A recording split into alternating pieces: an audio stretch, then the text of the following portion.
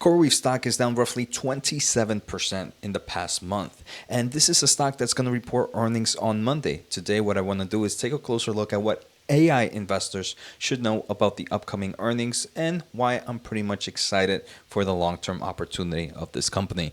Let's take a closer look in today's episode. I want to thank The Motley Fool for sponsoring this video, and check out fool.com/Jose for the 10 best stocks to buy now. With that link, you get a promotional offer for their subscription service. Now, let's continue with today's episode.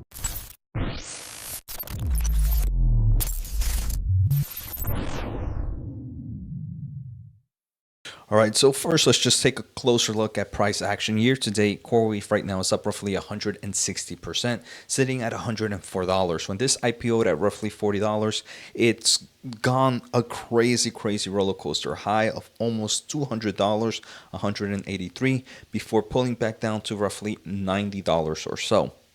Now, this is a position that I've been in and out various times, but recently I got back in at roughly $90, and I do believe this is a multi-bagger opportunity. I've talked about this in numerous episodes in the past. Coreweave is probably one of my favorite AI infrastructure plays at the moment. With a market cap of $51 billion, I personally believe this could be $200 billion within the next 5 years, as this is the leader in AI infrastructure, as this is a company that has a great partnership with NVIDIA, and I believe those two are great reasons to make this a strong player in this industry.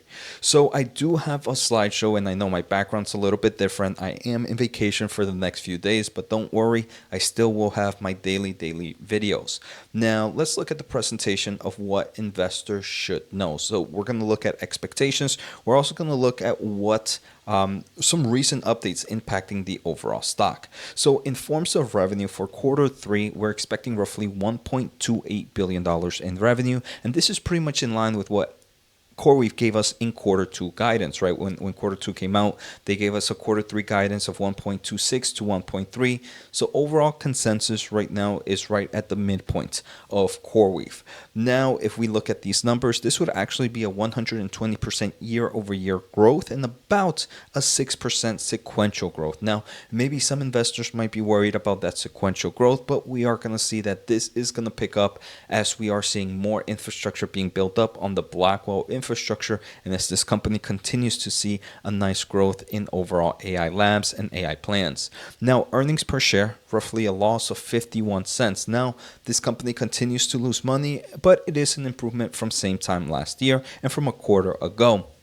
Now, some key operation metrics that they mentioned is they guided for adjusted operating income to be $160 to $190 million. Now, if you are enjoying the content so far, make sure to hit the subscribe button. We're trying to hit 85,000 subs by the end of the year. We're closing in to 81,000 already. So I'm pretty I just want to say thank you for all the support. Now, if you want more than YouTube, check out my community at whatthechip.com. We do deep dives, we do episode slides, we do monthly live Q&A. It's a community for serious investors and much more. We recently did a deep dive on iron, and I want to say I personally learned so much just doing the research on that company. You're going to want to check it out. Right now, there's a 50% offer for all new members, and that ends on Sunday midnight. So make sure to stay tuned, because that's going to be the best offer I have on there. Now, I want to talk about full year guidance as well. So we look at quarter 3 guidance, but for full year guidance, the company gave us a guidance of roughly $5.15 billion to $5.35 billion. This was an upside from the previous guidance they had about a quarter ago. This implies about 174% year-over-year growth based on their fiscal year of 2024.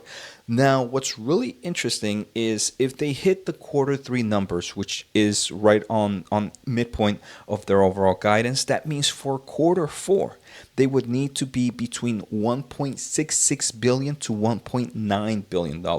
Now, that would be a massive year-over-year growth and a massive sequential growth. And I do believe they are actually going to increase their guidance again this quarter, as we are seeing massive deployments of the GP300, as NVIDIA is shipping a hell of a lot of GPUs, and I do believe Coreweave is building this infrastructure as quickly as they can.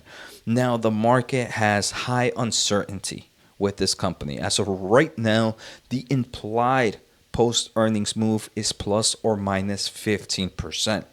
Now, as a long-term investor, I'm going to say this is good both ways. If the stock or if the market hates the results and we see the stock going to the 80s, 85s, I'm personally going to be a massive buyer as long as the thesis hasn't changed. And it's going to be very unlikely for the thesis to change in a quarter. Now, if the stock goes up 15% from where we're at right now, that's a-okay with me as well, as I do believe in the long term this is going to be a multi-bagger opportunity. Now, I want to talk about 7 news that have happened in the past 3 months that showcase the strength of Coreweave. Now, actually, there's 8. I didn't add the 8 ones, so let me bring it up right now. Semi-Analysis just put Coreweave as the platinum AI cloud provider right now. It's beating the hyperscalers. It's beating AWS. It's beating Microsoft. It's beating Google Cloud. It's beating Oracle. It's beating Nebius. It's beating Iron, and the list goes on and on. It's the only platinum one right now, and I do believe that says a lot about Coreweave. Now, also in the past few months, we've seen a massive $14 billion agreement with Meta Platforms. We've also seen an expansion of the OpenAI deal that brings it to $22.4 billion. Now, just these two alone bring it up to $36 billion in agreements. We also see they just recently announced a vast data partnership of roughly $1.2 billion. We saw that the Core Scientific merger was rejected. Some investors are not too excited about that. I honestly think it was a nice to have, but not a need to have. It would have been great if the merger would have gone through, but it's not something that's going to break my thesis. And this is something that I've talked about when the merger was announced. So make sure to check out those videos in the past. Number 5 is this company continues to be the first to deploy these solutions. They were the first to deploy Blackwell Ultra at scale. Number 6, they made a great partnership with CrowdStrike. They announced a major global partnership at Falcon Europe in 2025. The goal is to combine CoreWeave's AI cloud with CrowdStrike's Falcon platform to create a secure foundation for the agentic era of AI. Now, we all know CrowdStrike is a leader in the AI market, and for agentic era, we're going to need a lot of cybersecurity to protect us with it. And for a leader in this space to partner here with Coreweave, I think continues to solidify the strength of Coreweave's technology. Now, if we look at revenue backlog, I do expect to be over $50 billion. In quarter 2, it was roughly $30 billion. But since quarter 2, we saw the $14 billion in Meta. We also saw an extra $6 or so billion by OpenAI. We see the vast, which won't count because that's not for quarter 3, but we might see an updated number there. And all the other companies they probably announced. Now, I'm hopeful that maybe we get some cool name drops and we see some great guidance for quarter 4 and maybe some great guidance for fiscal year of 2026. Now, there's also that backstop with NVIDIA. NVIDIA on September 2025 announced that they have a backstop with Coreweave. If there is unsold capacity, NVIDIA will buy it. Now, some say this is kind of NVIDIA protecting the cloud providers, and I think the answer is yes. But NVIDIA isn't wasting its money. NVIDIA does this because they have various use cases for these AI hyperscalers. The engineers are constantly using it to develop things. So if NVIDIA can say, look, yes, we can promise you some revenue if you don't have the capacity, it's not just free money. They're gonna use that technology regardless. Now, some key risks are obviously customer concentration. I believe that would always be a risk, as this is a market where only selected amount of people can pay for the type of scale. They have massive amount of debt load. They are high capital intensive. They expect 20 to 23 billion in capex in 2025 alone. There's obviously the competitive threats with hyperscalers, and then there's the execution risk as they're scaling massive amount of data centers worldwide. Now, I just wanted to show this quick chart before I head out. Now, I'm not trying to throw shade at any company or saying that the other companies are overvalued.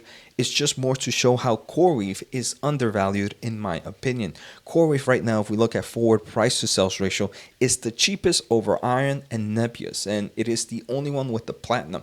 So you're not only cheaper, you're the best at what you do. You have the biggest backlog. You have the biggest revenue of all these players. And again, like I mentioned, you're the cheapest. Something is wrong. And that's what gets me excited here for Coreweave in long-term potential. So I hope you guys learned a lot. I hope you understand what the market is expecting. And I hope you understand my thoughts that if no thesis changes, even if we see a negative price action, you're most likely going to see a very bullish video from me on that day, because I believe this is a multi-bagger opportunity for me. So take care, have a good day, and see you all next time.